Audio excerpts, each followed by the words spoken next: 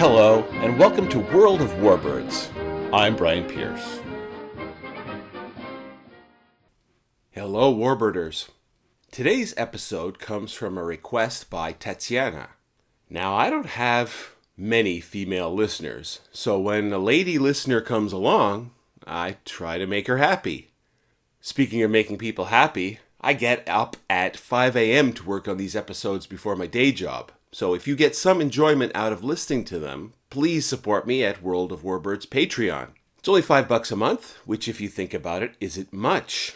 And for those of you who don't want to commit, you can always toss me a one-time thank you donation via my PayPal at WOWB17. That's at World of Warbirds B17. Any support makes me very happy indeed. Now, when it comes to the Helldiver, I don't think I've ever run into a more conflicted aircraft. And this is highlighted for me as we just finished the three-parter on the Douglas Sky Raider not long ago. Now that aircraft, which was also built for the US Navy, was pretty much considered a darling from the get-go and just didn't stop. Not the Helldiver.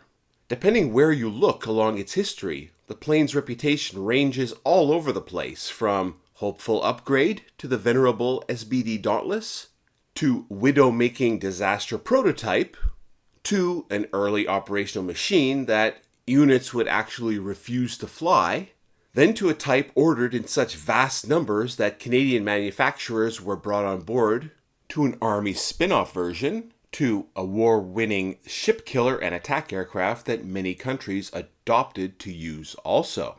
So, let's get into it. The story of the Helldiver begins in 1938. In fact, I should say the story of this Helldiver begins in 1938, because Curtiss was an early adopter of recycling and had used the name Helldiver twice before. Now, it is a damned fine name, as can be seen by its present use in what seems to be a Starship Troopers rip-off video game called Helldivers. If any of those gamers accidentally started this episode thinking it was about the game and have stuck around and lasted to this point, well, welcome aboard. You might just have been bitten by the World War II aviation bug. The first Helldiver was the F-8C Helldiver biplane, which was a reconnaissance bomber and early dive bomber of the 1920s. The second Helldiver was the SB2C, which stands for Scout Bomber Curtiss, and was delivered in 1937. If you look at the picture of the subject of this episode, the SB2C, and imagine it as a biplane, and with the tuck-up landing gear of the Grumman F4F Wildcat, then you'll get a pretty good idea of what that second Helldiver looked like. It definitely contains the DNA of its descendant, but was pretty much obsolete right away. And so the Douglas SBD, which stood for Scout Bomber Douglas, but got the affectionate nickname Slow But Deadly, took over. And when I say affection, I mean it. The SBD was going to be a very hard act to follow. The U.S. Naval Institute's History magazine article on the SBD was entitled simply, "The Plane That Won the War." And if you haven't listened to my episode on the SBD Dauntless, you should check it out. So Curtiss had its work cut out for it when it started designing Helldiver No. 3, the U.S. Navy's Bureau of Aeronautics requirement for a scout bomber that Curtiss was using as a template was issued in June 1938. It was pretty ambitious. It called for a 1,000-pound bomb carried internally with a 1,000-mile range and a speed of 300 miles per hour. There was also an additional request that 2 of these machines, with the wings folded, should be able to fit on a ship's lift, that's an elevator, measuring 41 feet by 48 feet at the same time. It was hoped that with this ability, carrier operations would be sped up. The request was just one hurdle that would be placed in front of the Helldiver, hampering and hindering its development. Another was that Curtiss was already a very busy company, reminding me of that guy at work who can never say no to a request. and then ends up doing everything in kind of a half-assed manner. Curtiss seemed to be doing everything.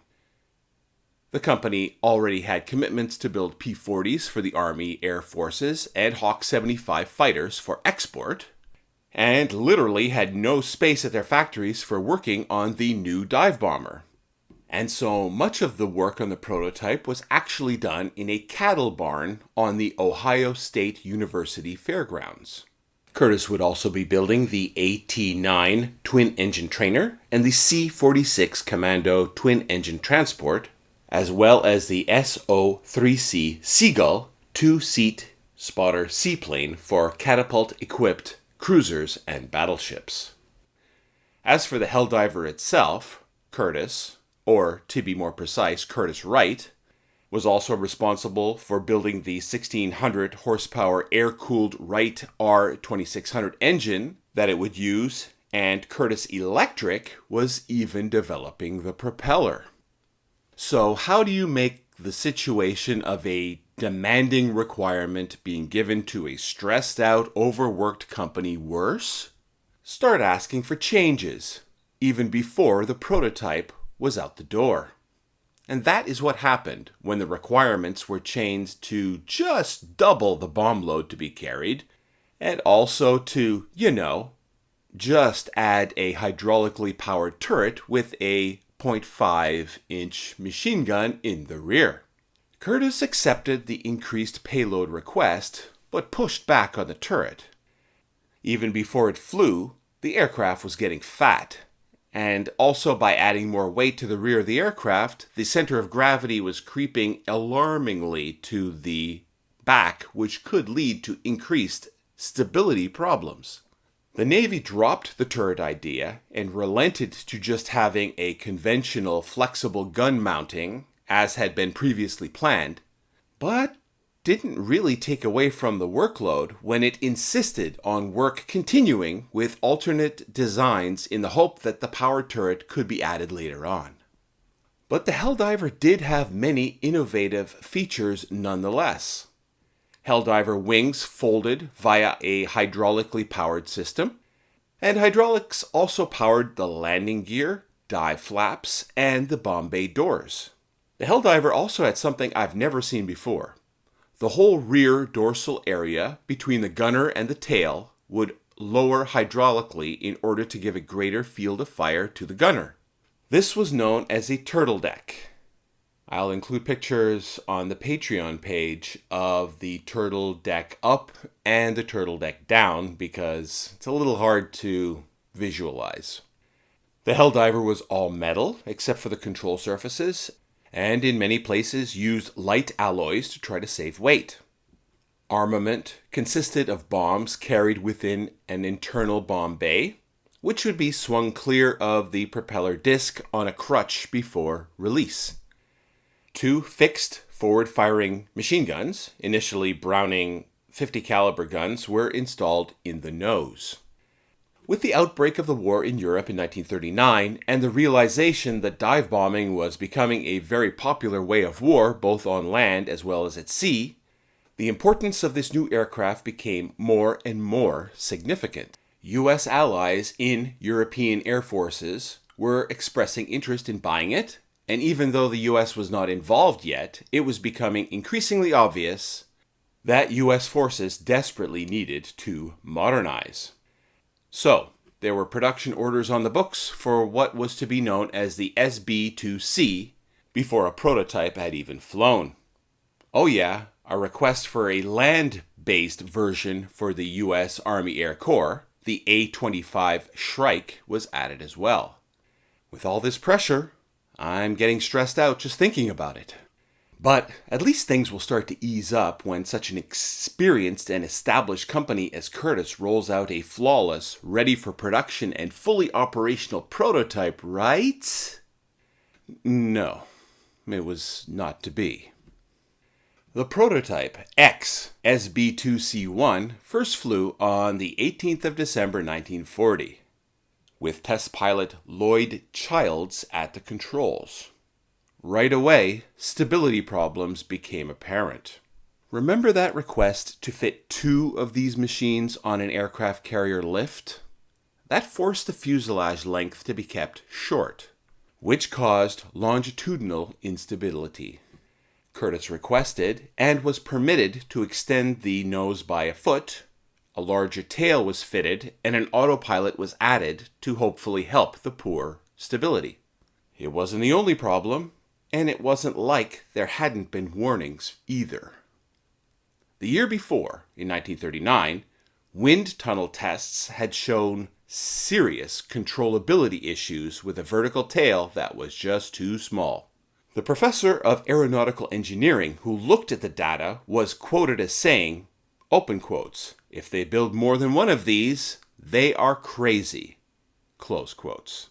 Wind tunnel testing had also shown that the plane's stall speed would be unacceptably high, and its slow speed handling was dismal. Both characteristics that would be even worse for a carrier-based naval aircraft with limited runway to work with. So the wing had to be enlarged by 10%, even before that first prototype flight.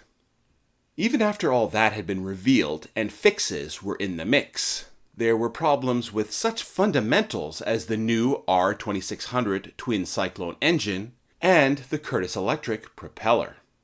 On the 8th of February 1941, the cantankerous R2600 failed on short final, causing a very heavy landing that snapped off the prototype's tail. This forced a complete rebuild, delaying flight testing until May of 1941. If the program had one of those signs with how many days since an accident, they would have only gotten to 4 before having to reset again due to another landing accident. Handling and stability remained consistently bad, so the horizontal and vertical tail surfaces had to be tinkered with over and over again until the whole tail was scrapped, and a completely newly designed one was fitted in September of 1941. There was a joke at the time that the tail section was getting progressively enlarged, and that eventually the rudder would be big enough to steer a battleship. This revised prototype finally flew again on the 20th of October 1941, and only lasted 2 months when its wing failed during diving tests in December 1941. The only good thing was that the test pilot managed to bail out and survive. But remember, diving is the bread and butter of a dive bomber, so that had to be fixed. It was found that Curtiss had used many aluminum and magnesium parts in the Helldiver in an attempt to keep the weight down, but these were just not strong enough and had to be replaced with heavier and stronger steel versions. All of this pushed back the test program until the end of June 1942, when the first pre-production machines were available. These had had many changes incorporated. Fuel capacity was increased, self-sealing fuel tanks were added, and the number of fixed guns doubled to 4 50 caliber machine guns in the wings instead of the prototype's original 2 guns in the cowling. More hair must have been pulled out of heads when it was realized that these changes, plus the addition of service equipment needed for the combat aircraft, made the handling and stability problems even worse than they had been on the prototype. And it's not like it was an all-hands-on-deck situation to find a solution. Curtiss personnel would also continue to be working on the previously mentioned powered turret version right up until 1945 and the end of the war. On top of this, the Navy had expressed an interest in a Helldiver torpedo bomber version, so even more resources were peeled away to work on that until that idea was also abandoned. Delays just kept piling on top of delays, so much so that the Grumman TBF Avenger became operational before the Helldiver, even though the Avenger had started 2 years later. Are you surprised that they persisted with this thing? I am too. You'll be even more surprised when I read to you the report on what happened to production Helldiver number 1 in January 1943. The events were witnessed by a U.S. Navy pilot in an SBD that was observing the Helldiver doing diving tests. Open quotes. The Navy pilot observed the start of the pullout. Altitude he estimated at 12,000 feet.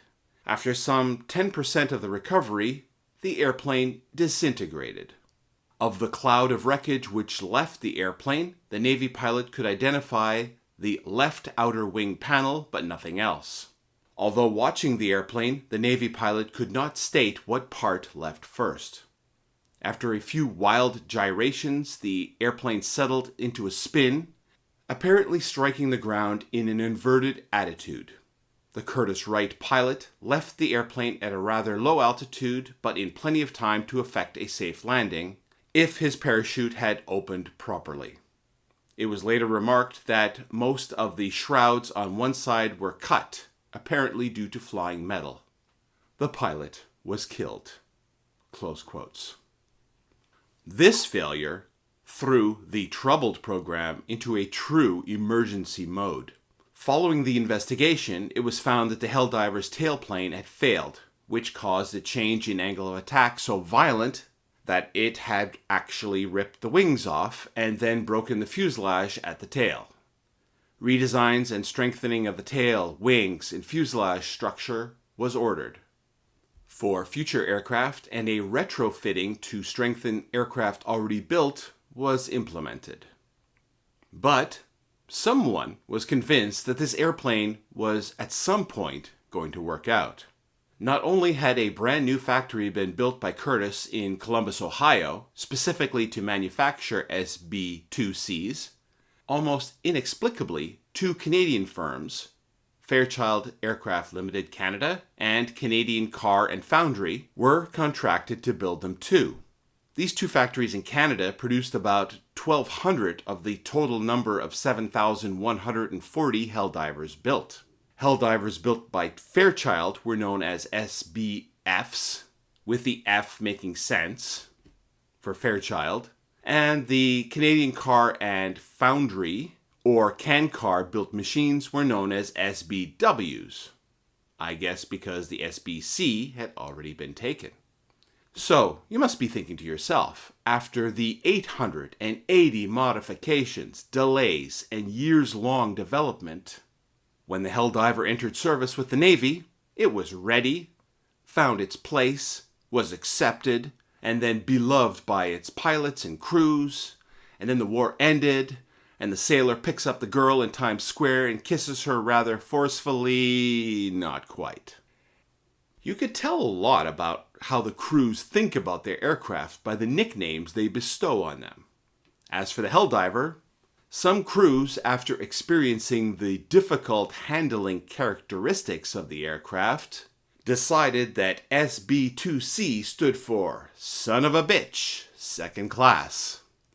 Other slightly less offending nicknames were Big-Tailed Beast, due to the big rudder, or just the Beast.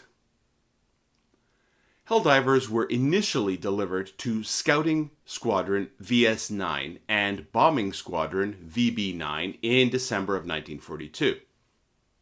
Now, before you jump on the comment section to tell me that I screwed up my dates, hey Brian, how could this plane be operational in 1942 when they were still working out the bugs in 1943?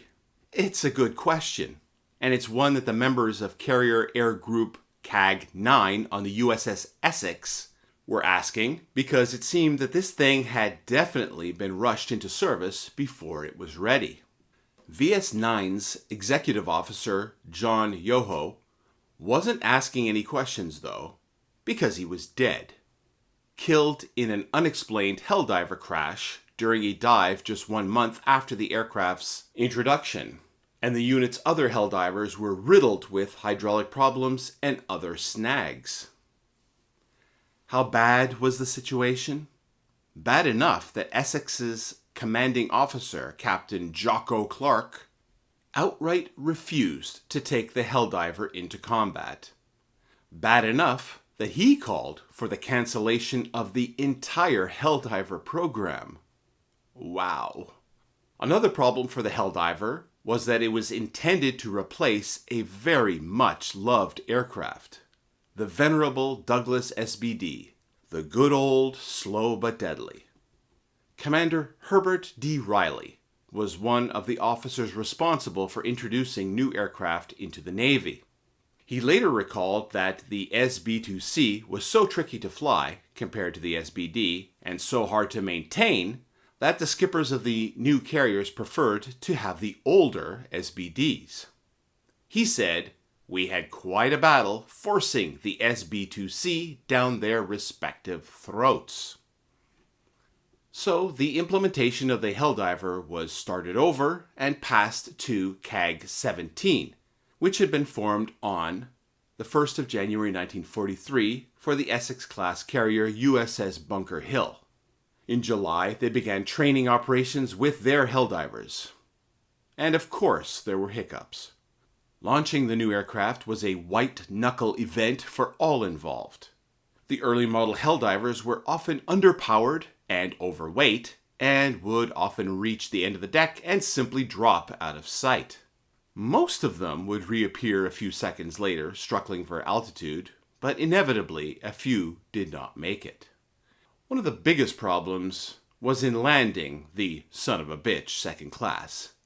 And the most common issue was pilots striking the deck with the tail too hard and knocking off the tail wheel, or driving it up into the tail, or even the rare occurrence of having the whole tail fall off. Bunker Hill returned from her shakedown cruise in August 1943. Robert Olds, a journalist who had sailed with them, wrote, "Nothing had been easy for Bombing 17 to date," wrote Olds. Simplicity was just not in the cards when one attempted to blend a new squadron with a new airplane. Not only did the guinea pigs have to master the Helldiver for conventional operations, such as formation flying, dive bombing, carrier landings and takeoffs, but they had experimented with the bomber under all kinds of conditions. A salty quote that I enjoy even more was from a VB-17 pilot who said that the, open quotes, "the SB2C had more bugs than an Oriental flophouse," close quotes. Bunker Hill headed for Hawaii, and you kind of have to feel sorry for their air group. Not only were they trying to tame their big-tail beast of a Helldiver, their fighter element also had to trade in their Vought for You Corsairs that they had been training on for Grumman F-6F Hellcats. I know it doesn't seem such a terrible trade, with both planes being pretty amazing, but it is a little disconcerting to be switching horses so close to combat time. And this especially when the dive bombers were still having such problems. At Pearl Harbor, their very first night deck landings led to the loss of one Helldiver when it hit the barrier, and another when it drifted off to the side and fell into the sea. Luckily, the pilot survived, but a sailor was clipped by the Helldiver and was killed. In October, only weeks before the Helldiver's anticipated combat debut, catapult launch trials resulted in the loss of an aircraft and the tragic death of a gunner. During the test, the plane climbed sharply immediately after launch, stalled, and crashed. The crew of Bunker Hill had been reassured that at least they'd face a relatively straightforward mission for the combat debut of both their squadron and the aircraft. However, they were unsettled to learn their target would be Rabaul on New Britain in the Solomon Islands, a fiercely contested stronghold in the Pacific. Admiral William Halsey, commander of forces in the South Pacific, had recently called it Tojo's strongest South Pacific base.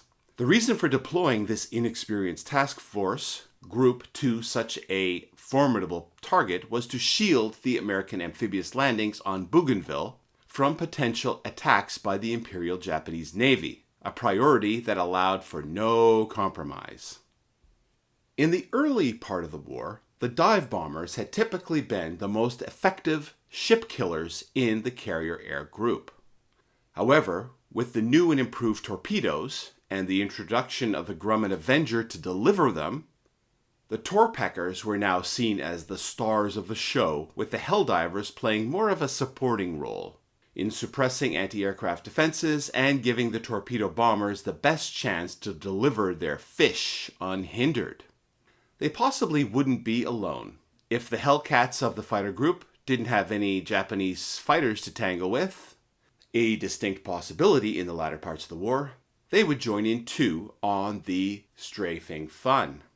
On the 11th of November 1943, the plan was for 24 of Bunker Hill's 36 Helldivers to go in on their first strike. On that very first launch, the Helldiver of Lieutenant R.L. Gunville was unable to gain altitude after takeoff and ditched.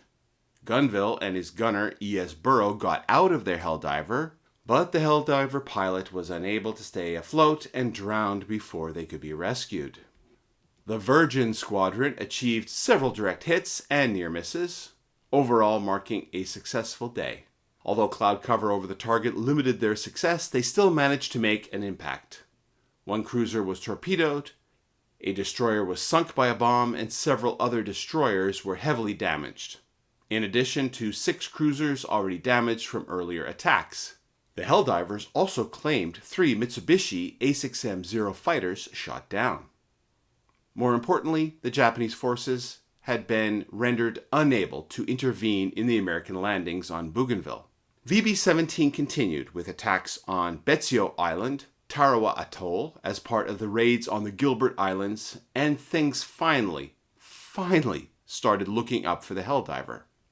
A raid on New Year's Day, 1944, saw the Helldivers inflicting significant damage on the light cruiser Noshiro. However, the defense was intense, resulting in the loss of 1 bomber. But, and this but is even bigger than the tail fin of the big-tailed beast, the Helldiver faced arguably its lowest point during the U.S. carrier strikes against Vice Admiral Jisaburo Ozawa's retreating carrier fleet on the second day of the Battle of the Philippine Sea.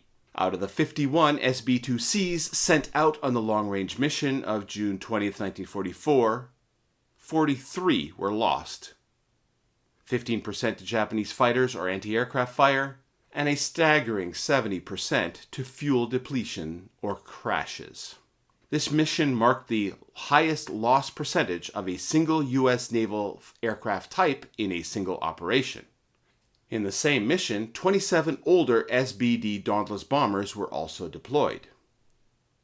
It didn't help the Navy's replacement plan when remarkably 24 out of those 27 Dauntlesses successfully returned to the task force, when so many of the Johnny-come-lately Helldivers went into the sea. At that time, Douglas was scheduled to end Dauntless production in 3 weeks, a decision many carrier airmen bitterly regretted, as Curtiss continued to struggle in delivering an improved Helldiver.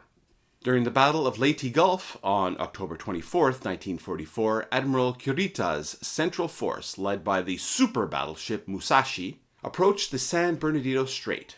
A scout from Intrepid spotted the fleet, prompting immediate launches of aircraft from Enterprise, Franklin, Intrepid, and the light carrier Cabot. When Enterprise's VB-20 squadron located Kurita's force, they were startled to find themselves targeted by Musashi's massive beehive rounds from 10 miles away. Wave after wave of U.S. aircraft attacked, focusing primarily on Musashi. During the second wave, 9 Helldivers from Enterprise achieved 4 direct hits with their 1,000-pound armor-piercing bombs, while VB-15 from Essex scored up to 6 more. Though sinking Musashi wasn't feasible, the damage inflicted was intended to penetrate deep into the ship's critical systems. In the third wave, more aircraft from Enterprise and Franklin delivered additional hits, helping pave the way for lethal torpedo runs by Avenger bombers. By evening, Musashi capsized and sank, forcing Kurita to withdraw. The Helldiver was finally paying dividends for the vast amount of investment. But tinkering and improving the Helldiver was also still happening, and things steadily improved as the new variants made their way to the aerial front lines.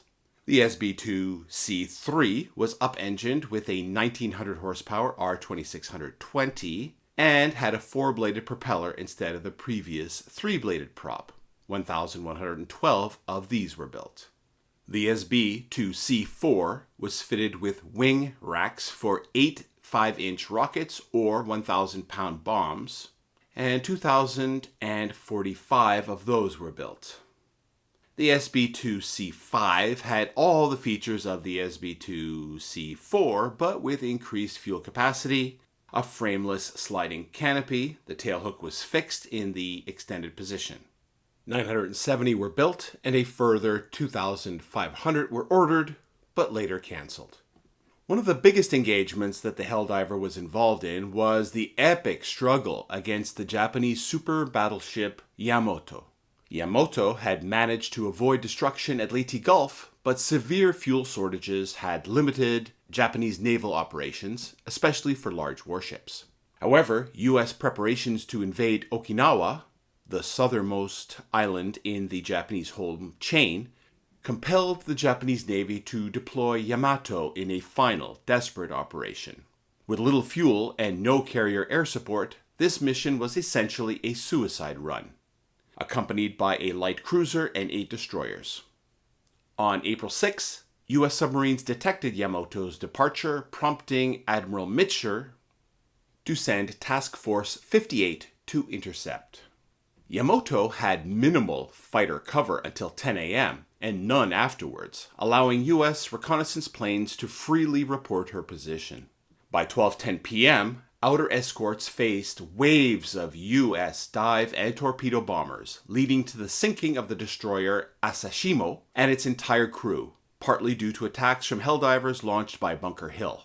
Roughly 20 minutes after Yamato came into sight, marking the start of a relentless 2-hour aerial bombardment that would prove among the heaviest any warship had ever endured. Being a kid from the 1970s, this battle puts me in mind of the X and Y-wing fighters of the Rebel Alliance going up against the Death Star in Star Wars. But rather than trying to hit a tiny exhaust port, I guess the Yamamoto's crew had it covered up with a sheet of plywood or something. I'm just joking, don't send me comments on this. The aircraft of the U.S. Navy had to pummel and plaster the Yamato for hours and hours to finally batter the monster to death. Although it was torpedoes from Avengers that finally did the fatal damage, Helldivers were vital in dividing and degrading Yamamoto's defenses. Many hits by large bombs on her upper works wrought havoc on the ship. The Helldivers often aimed directly at the bridge area, trying to destroy its command and control capability, often releasing very low to ensure the greatest number and accuracy of hits, but exposing themselves to withering anti-aircraft fire. But of the 12 aircraft from Essex in the second wave, 5 took damage, but several claimed direct hits.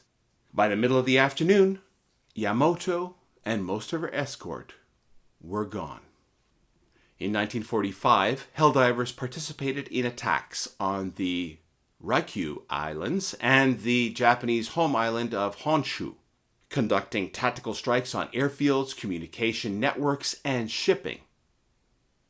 They also were heavily utilized for patrols during the interval between the atomic bombings and Japan's formal surrender, as well as the intermediate preoccupation period.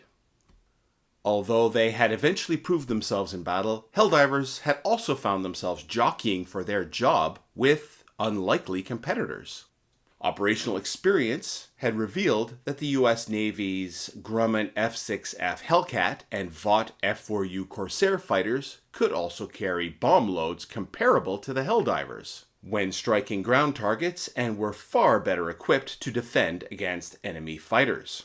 However, the Helldiver still excelled in delivering precise strikes on specific targets, and its 2-seat configuration provided the advantage of a second observer. Additionally, the Helldiver had a notable greater range when carrying bombs, a crucial benefit in naval operations. A similar phenomenon happened in the US AAF with the Army version of the Helldiver, which was known as the A-25A Shrike.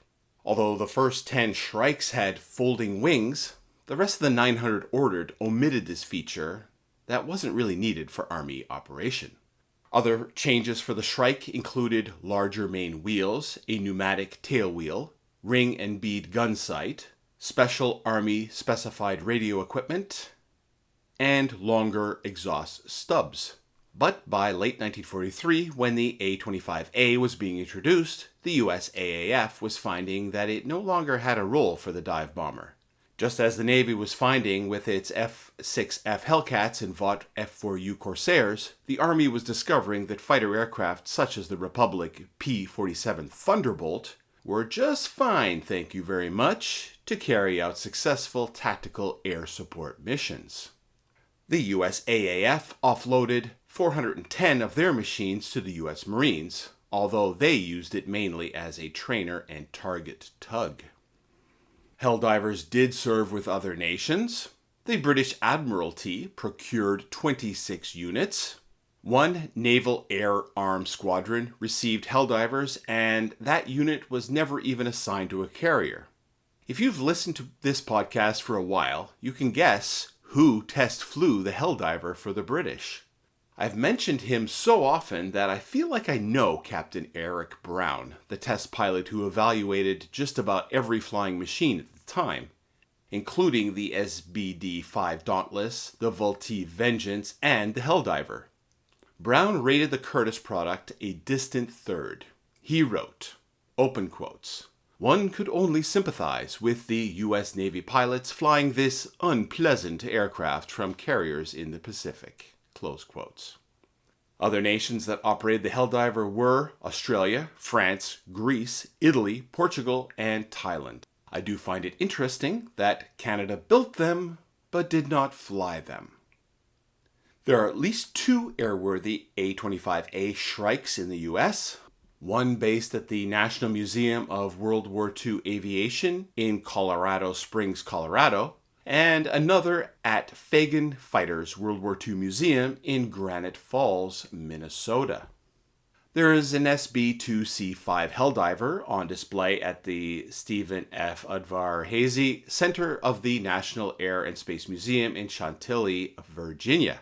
There is an A-25A Shrike in storage at the National Museum of the United States Air Force at Wright-Patterson Air Force Base in Dayton, Ohio, and an SB2C in storage at the National Naval Aviation Museum at Naval Air Station, Pensacola, Florida.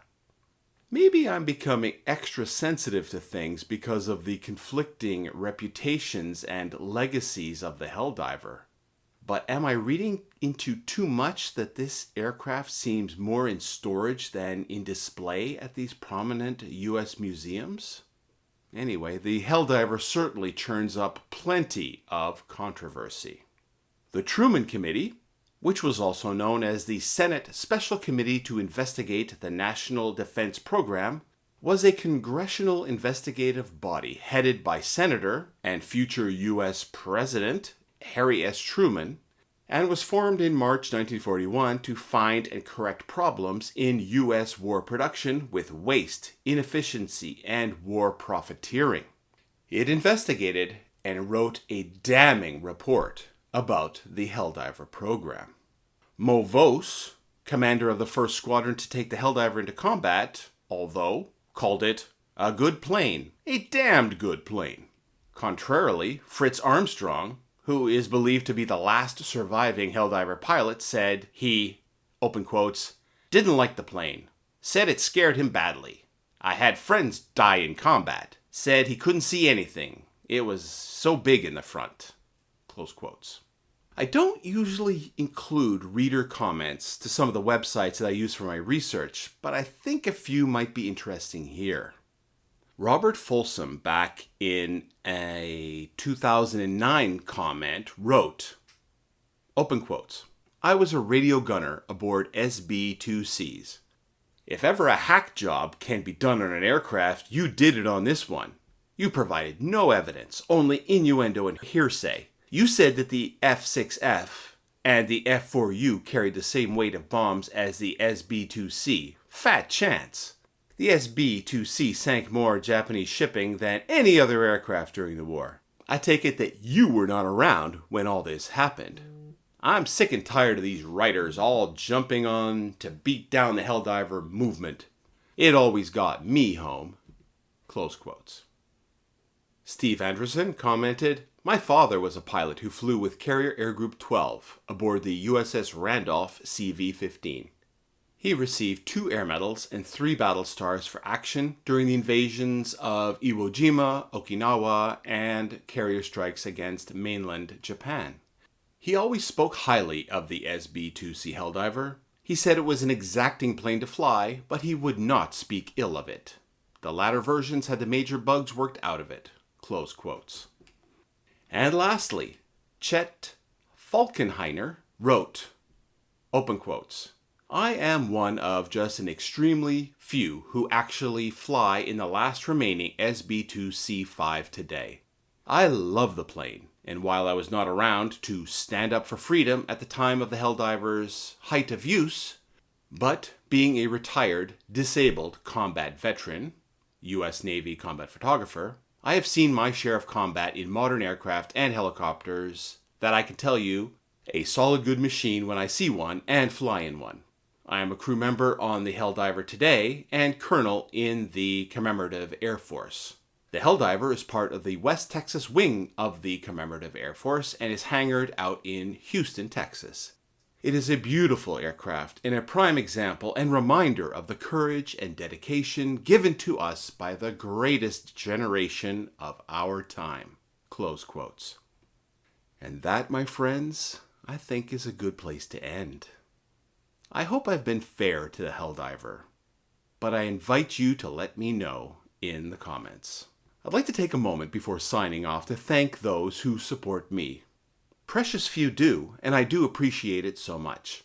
I was writing this one back today at 4:30 in the morning, and it's PayPal supporters like Stan Marcus, Tobias Bellick, Eve van den Bogart, Yuchi Fu, and Nicholas Meyer. Also, Patreon supporters such as Kim Eric Schur, Brewster239, Joran, Leon, Luke Zilkstra, Robert Miles, Peter Clark, my favorite name, silver-haired middle-aged tuxedo mask, Stanislav Stanchev, John Hartman, Jimmy Pulse, Tim Rathbone, Cody Leatherwood, John Can, John Hall, Stein Andreas Asland, Felix St. Jean, Guy Brandon, Don Nicholas, Dale Longmire, and Bon Kwork.